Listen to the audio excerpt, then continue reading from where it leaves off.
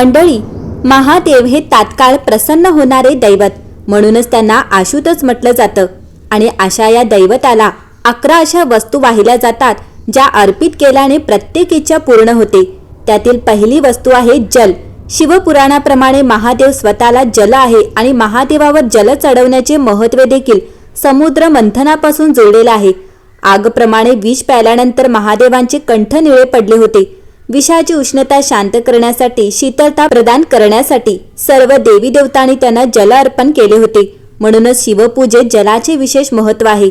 त्याप्रमाणेच बिल्वपत्र देवाचे 3 नेत्रांचे प्रतीक आहे. बिल्वपत्र म्हणूनच 3 पानांचे बिल्वपत्र महादेवाला अत्यंत प्रिय आहे. तिसरे आहे आकड्याचे फूल. शास्त्रांप्रमाणे शिवपूजेत 1 आकड्याचे फूल चढवणे सोनं दान करण्याच्या समांतर मानलं जातं. चौथा आहे धोत्रा. महादेवाला धोत्रा अर्थात धतुरा अत्यंत प्रिय आहे. यामागे धार्मिक कारण आहे की महादेव कैलास पर्वतावर राहत होते. ते अत्यंत शीत क्षेत्र असल्यामुळे येथे उष्णता प्रदान करणाऱ्या आहाराची गरज असते.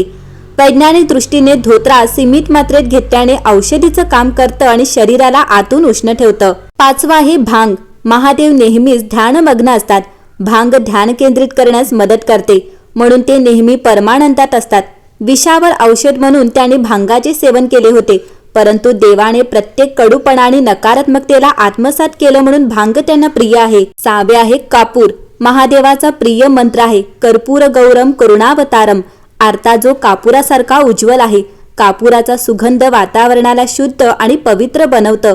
महादेवाला हा सुगंध प्रिय आहे. 8वा आहे दूध. मंडळी, श्रावण मासात दुधाचे सेवन निषेध असते आणि या महिन्यात आरोग्यासाठी दूध हानिकारक मानलं जातं. म्हणूनच या महिन्यात दुधाचे सेवन न करता ते महादेवीला अर्पण करण्याचा नियम आहे. 9वे आहे तांदूळ. तांदूळाला अक्षता असंही म्हणतात. अक्षता अर्थात न तुटलेला. अक्षता पूजेत अनिवार्य आहे. कोणत्याही पूजेत गुलाल, हळद, अबीर आणि कुंकू अर्पित केल्यानंतर अक्षता वाहिल्या जातात.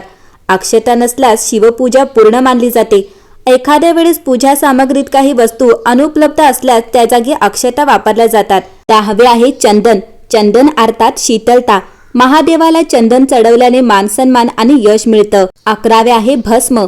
याचा अर्थ पवित्रतेत लपलेला आहे. ती पवित्रता जी महादेवाने एका मृत व्यक्तीच्या जळत असलेल्या चितामध्ये शोधली होती, जी आपल्या शरीराला लावून सन्मान दिला जातो. असे म्हणतात की शरीराला भस्म लावून महादेव स्वतःला मृत आत्म्याशी जोडतात. त्यांच्याप्रमाणे व्यक्तीला जाळल्यानंतर त्यात भस्मामध्ये जीवनाचा एकही कण शेष नसतं. न दुःख, न सुख, न वाईटपणा आणि न चांगुलपणा. म्हणून ही भस्म पवित्र आहे. आणि 12वे आहे रुद्राक्ष.